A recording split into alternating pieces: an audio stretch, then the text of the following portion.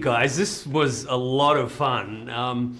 Is tag about winning or is it about playing?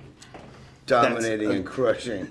Well, it depends on who you ask. Depends on who you ask. But I think you nailed it. It's about, it's not whether you win or lose, it's how you play the game. That's right.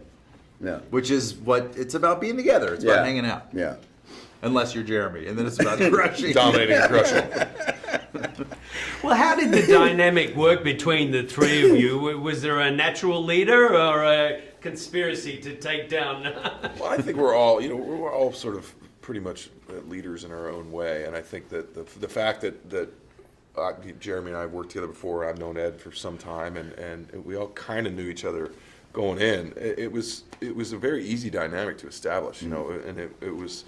The characters are so kind of well drawn that we all sort of fell into our roles fairly easily, and yet it was so easy to be loose, and there's a lot of improv in the movie, and it was just easy to have fun, which is one of the big points of the movie. Is like, don't forget to have fun. Life is too short, to not have fun. Yeah. And because it's anchored in a true story and all these true events, and I think we've done really extreme things in this film, but I think they've done even more extreme things in real life. Yeah. So knowing that there's always anchored in real truth, I mean, that's the only reason I think any of us really could have done it, because it is based in truth. It does give it weight. It does give it proper character development arcs and things like that. But then you can go stretch out your jackassness in the events of the ridiculous things that we would do. Even more, because it is all based in truths, So when I say dominate and crush, it's just all part of the fun of like just being that silly, taking the game that serious. That's a beautiful, freeing sort of childlike, behavior. As men love to be boys. Maybe we should encourage that spirit in people. Were you guys aware of the Tag Brothers from the Wall Street Journal article? Mm-hmm. Sure. Yeah, I'd read the article before I'd even read the script, and I just found it to be fascinating. It's just these guys are successful, career adults, and yet they somehow find the time and put it all on hold for a month out of every year and just go bonkers on each other, and that's a aspirational quality, I think. If you're able to sort of step outside yourself and remember that this kind of thing is a way to connect back not only with friends that you've had for some time, but to your youth and to whatever that playfulness was. It's just rejuvenating and cool. I'm sure they look forward to the month because it's February in real life, right? Mm-hmm. In what ways was the premise of the script ideal for physical comedy? Well, tag is a game of chase at the end of the day, and so it's perfect for setting up giant set pieces and big physical stunts, and then when you put people like John Hamm and me in a movie, we're so adept at giant stunt work, we're able to carry people like Jeremy, who are I learned really, so much really incompetent. And barely able to keep up. He would lead us in stretches and show us how to really... I really Ed was calisthenics master every morning. Right, we got Jeremy up to speed. We got him up to speed. We ramped him up quick, but we ramped him up. I mean, I learned a lot. I was so thankful for that. Thank you, Bruce. He just kept reaching for arrows, and we were like, no. You can't fall back on No, we're not doing that. That's not in this movie. No, you gotta be funny. No. Was there a particular sequence that was your favorite to shoot? I don't know.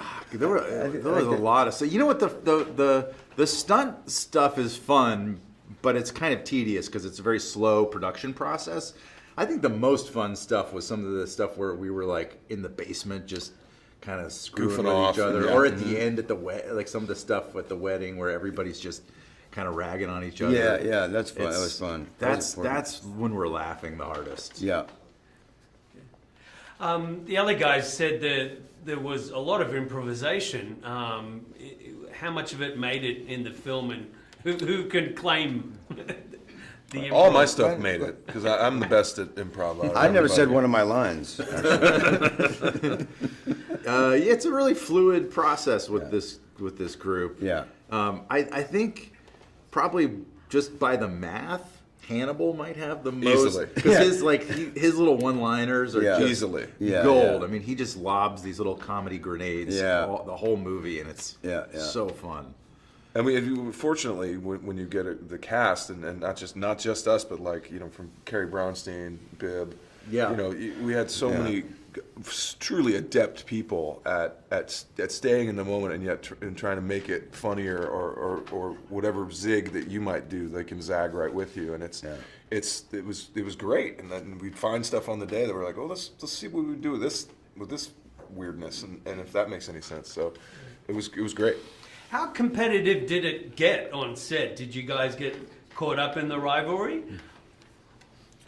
I don't think necessarily it was competitive so much as it was fun.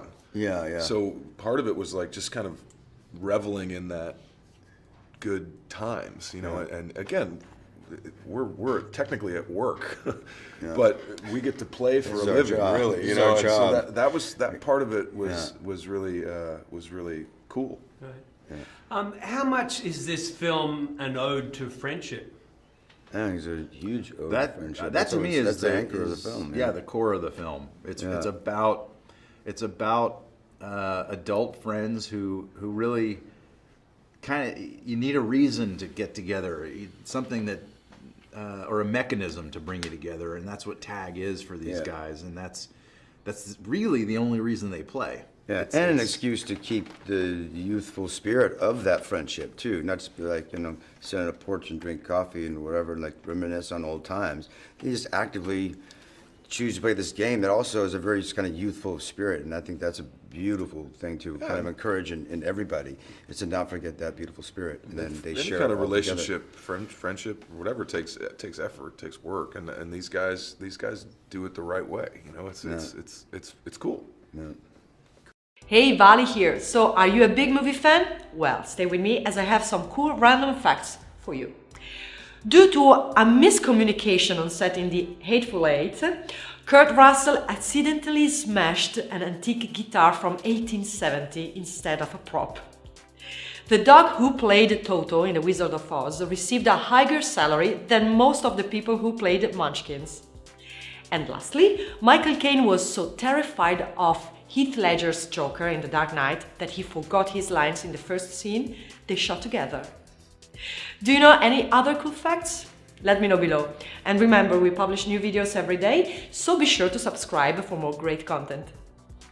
Bye bye!